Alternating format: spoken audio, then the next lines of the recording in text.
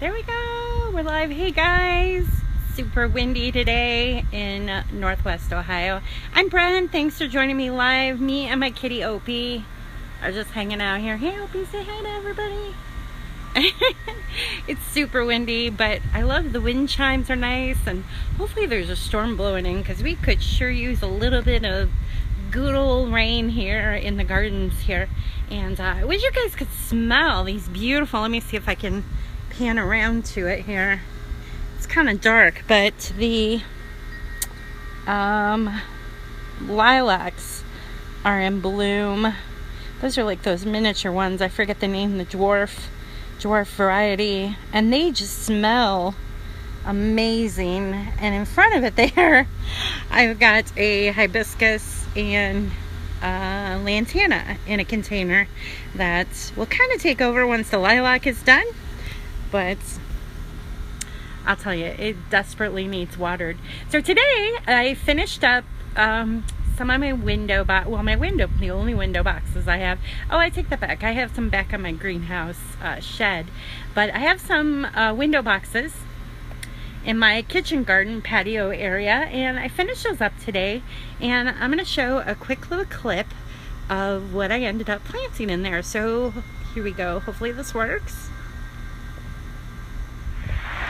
So hey guys, I'm Bren Haas, and I'm in the middle of finishing up my kitchen garden window boxes, and I wanted to share with you what I ended up planting in them for spring heading into summer.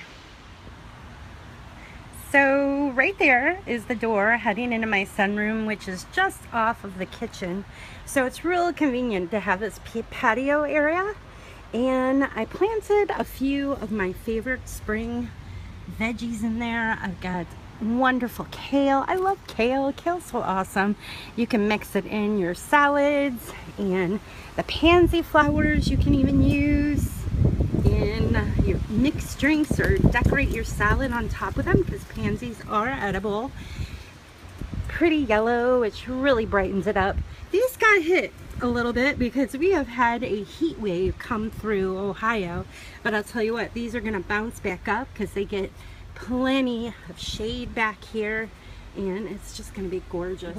In the single window box closest to the table, I have more pansies, of course, for color, and I have some baby nasturtium going that I started from seed, and some pretty coleus. And some coleus back there that I had left over from a planter I was doing. Once the romaine lettuce and the spinach is done for this year, I will probably end up adding more herbs in here. But for now, we're just going to enjoy that. It's just such a pretty window box. It's going to fill in nice. Pink Kitty just reminded me I need to get a container of catnip back here. So right outside the door, I still need to work on this container. I will probably put some begonias in there, and I also have a nice little sitting area right here.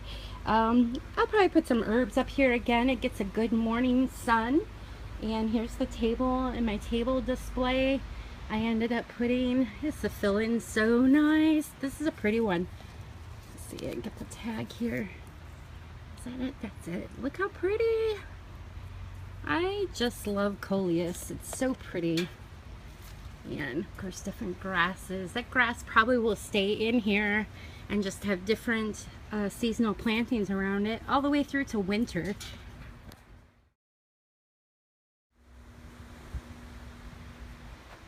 So the window box closest to the grill is filled with different lettuces, and of course more pansies, lots of lettuces. And that'll fill out really nice. It's in a very shaded spot on the back patio. Exciting. So hey, don't forget the sunblock when you're out working in the garden, and take care of those eyes, of course. And as you can tell, I have a lot of weeding to do and more things to plant up. So I'm going to sign out for now. You can catch more about my garden at brenhaas.com, and my social media links are all there, and I hope you will connect with me. I'd love to talk to you about your garden.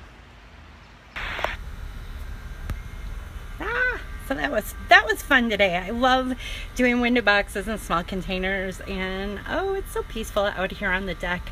I love these cool little garden lights you can get. And so another thing I did today is I cooked up a really good, well, had leftovers actually from yesterday. I made a beet soup. It was so yummy. I have a picture I want to show you guys. It was so easy to make. You basically take fresh beets, which I can't wait to harvest. My beets, I actually had to use some organic beets that I had got up at Costco. But my beets will be done pretty soon. They're getting close. And this was super easy. I ended up putting some microgreens on top because the recipe that I saw actually called for sprouts on top, but I didn't have any sprouts, so I put more nutrition with the microgreens, and they were super yummy. And I'll have to share that recipe on my blog with you guys. So next up tonight, I went for a ride with my husband through Oak Openings, and I get to show you these beautiful flowers that are in bloom. They're lupine, and I don't know if you've ever seen lupine. But here's a quick little clip to show you what they look like growing out in the wild. How pretty.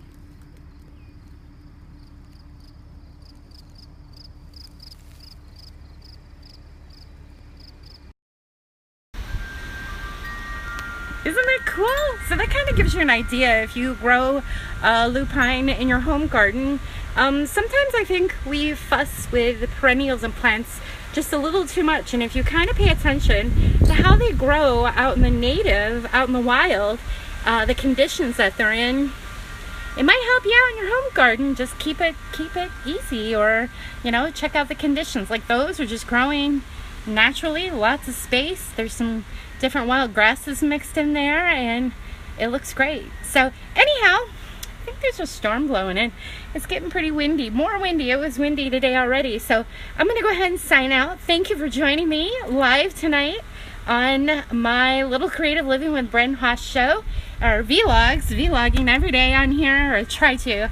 And anyhow, I'm gonna sign out. Please